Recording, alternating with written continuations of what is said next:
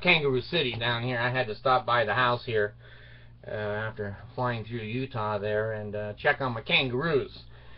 Tie me kangaroo down, Fred. I can't remember that song. Anyway, I have a sad video here. It's a missionary killed in Honduras and El Salvador. What's the difference? You've seen one third world country, you've seen them all. Anyway, sad situation, abuse. Mormon church and parents sending a child to a foreign country that they're not prepared to live in. They don't speak the language. They don't have any resources. And basically, if you've never driven a vehicle in a foreign country, you're in for a surprise. The only country I ever drove in was the Philippines. Jeez.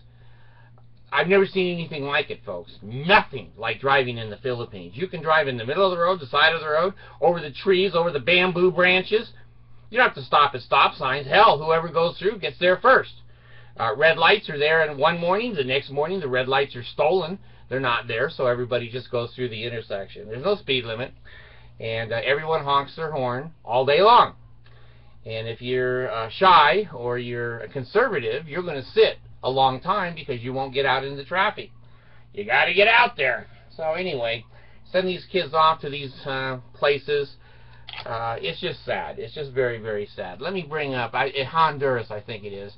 It's here in the desert news. Take a look at my link. It's May 23rd, 2014. An LDS missionary serving in Honduras died Thursday. And it's a pretty short article. His name is in there, and his companion was from Utah. He has survived the accident, and the church says our thought and prayers are with him. Well, you know, you raise a child to be 19 or 20 years old and then stupidly send them off with a cult. God, I hate to say it, but parents, you deserve it.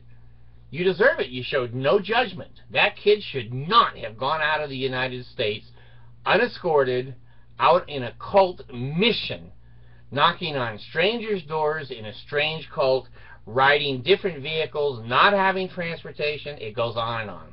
But anyway, I just wanted to bring it up that you know, the Mormons don't value their own kids. They just don't. I told you, the bionic bard. Look at that sucker. I wear it on my arm now.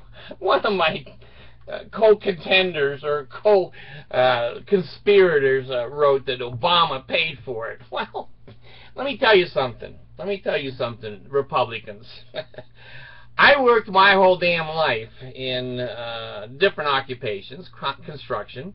I built high-rise construction buildings in Los Angeles, and I've worked in residential treatment facilities all over the United States, from Massachusetts to Kansas, and I've worked hard, and some of my jobs have been hard. I'm not crybabying, but I'm saying this. I'm saying this. I paid into Social Security my whole damn life, and now I'm taking out of Social Security my money. It ain't welfare. I put the money in there. I'm taking it out. So if you guys feel bad that I got a insulin pump, feel bad. I don't give a shit. It's beautiful. It is the most different thing a diabetic can have. I've got insulin with me 24/7. The computer pumps it into my system automatically. I eat a sandwich, I can push a button, and the sugars are gone. And so I should live to be right at about 123. So the Danites, I saw a couple of them sneak in my room last night, and they were grabbing the tube, and they were pinching the son of a bitch. I'm going, so you have to be careful. If you have Danites chasing you, you got to keep your tubes up in the air and safe. And maybe other things. Anyway, you know, you're a little jealous that the Bard got a pump. It's not easy. Believe me, it took 6 months of testing and questionnaires. You know, it's, you know, the people that quickly off the cuff just say, oh well, you know, government. No, it wasn't all government. I put that damn money in there, and I didn't get the whole thing free. It's $4,000. I had to pay right at $800 or $900. So, you know, that's my copay on it. And until you're sick, until you need stuff, you know, you're going to be a Republican. Once you become sick, old, and senile, praise to the man, I'm a Democrat today.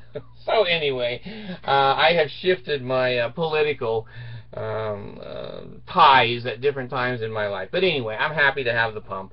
It's got my sugars right down now at 140, 150. Good Lord, they used to be over 300. And I don't think my weenie will ever resurrect. even in the, you know, I was blessed in the temple. They said I would come forth in the first resurrection. But the penis will not be there. He's gone. He's gone. Nerve damage and neuropathy are a mean thing.